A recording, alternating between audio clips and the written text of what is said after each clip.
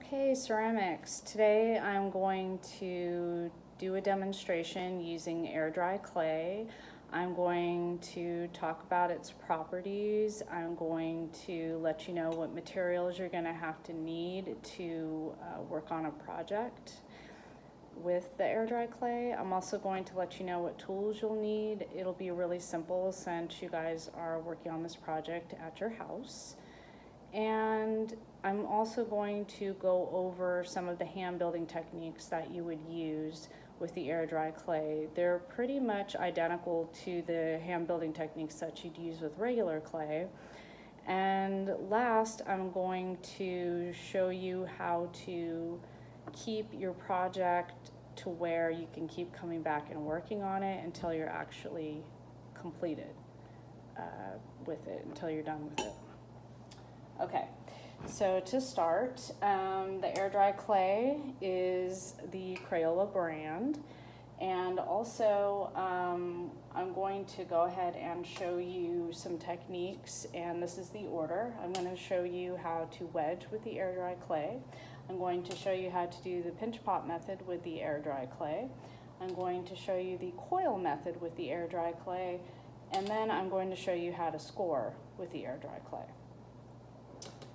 You'll want to let the stuff dry for a few days once, again, the project is completed or you're finished with it. But it could take up to a week. It just depends on how thick your project is. You're each going to get roughly a pound of this stuff. In fact, you will probably get just over a pound of it to use. So you probably won't need to wait a whole week for your project to actually dry.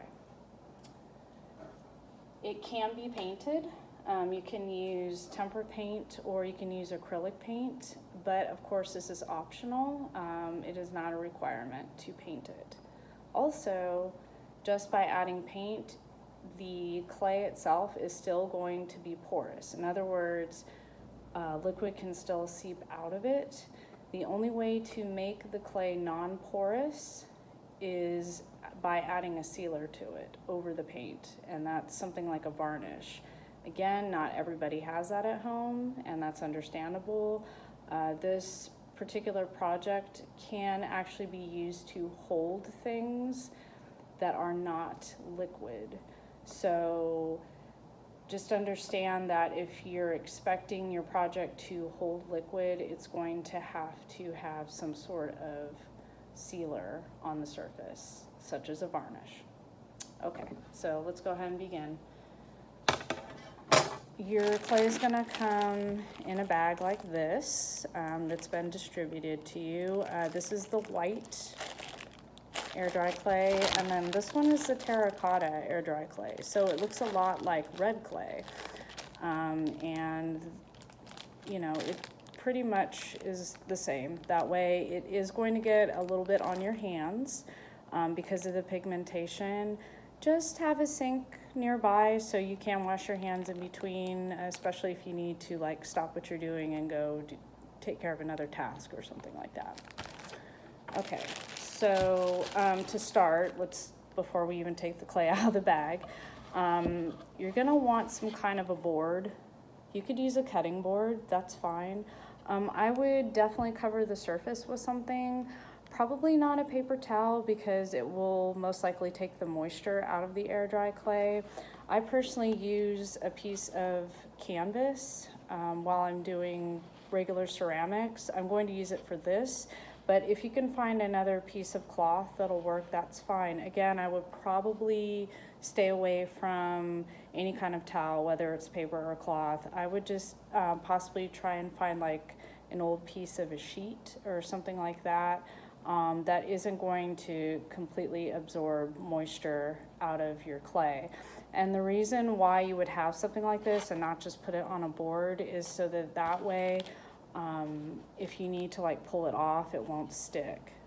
Because if you have this, you know, it'll come right off. A canvas, or like I said, a piece of maybe an old bed sheet or a pillowcase, that'll work. If you have it just directly on like a wood board, it may stick and you may lose some of it, so you don't want to do that.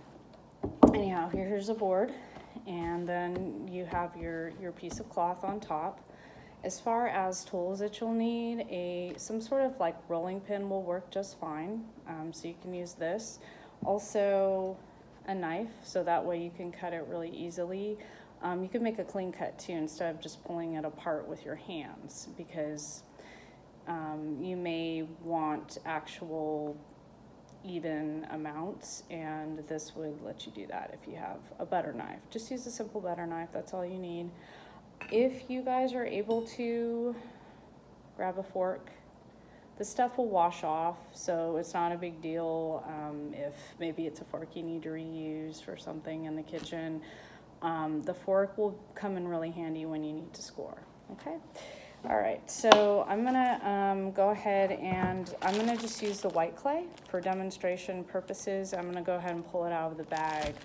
The other thing too that I want to mention, and if you have this handy, great. If not, you could probably just, you know, end up flicking some water on your clay before you put it away when you're still trying to work on it.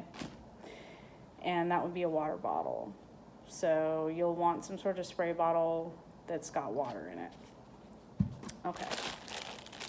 So I'm going to go ahead and take the air dry clay out of the bag. I'm just going to use a small portion of it. Again, you've got a little over a pound or so in here, so this should work for you. Okay, so the first thing I'm going to do is just kind of get used to the feeling of it in my hands. Again, whenever you work with any kind of clay and do something hands-on like this, it's very tactile, so you need to feel it. And it's not just feeling the way the material is in your hands, you're also actually feeling for moisture, if that makes any sense. Okay, so I'm gonna take this piece and I'm just gonna adjust my camera here so you guys can see a little bit better. Okay, I think this is sufficient. So again, I'm gonna be working on my board and cloth. And the wedging technique, again, you just wanna roll it forward and roll it back. And this is such a small piece that you're not really gonna get that ram's head look or the spiral look that you've probably seen in the videos you've watched for wedging. And so you just basically want to get the clay to where you're rolling it back and forth, forward and then back. And you just wanna try and work any kind of air pockets out of it. See, just pushing it forward, rolling it back, pushing it forward, rolling it back. And you can kind of rotate it and do this, and this will actually work pretty well for wedging. Okay, so once you're finished wedging the clay, I'm gonna go right into the pinch pot method. So you're actually gonna take the clay and roll it into a ball.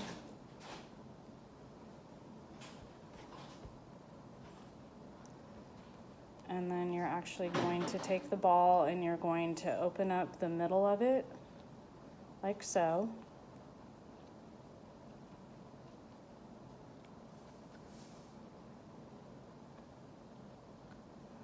Okay, and then you're gonna rotate it in your hand as you open up the middle. And that is your pinch pot. And then you can thin out the walls as well. Okay, and I'm just gonna pause this and then we'll start recording for the next video.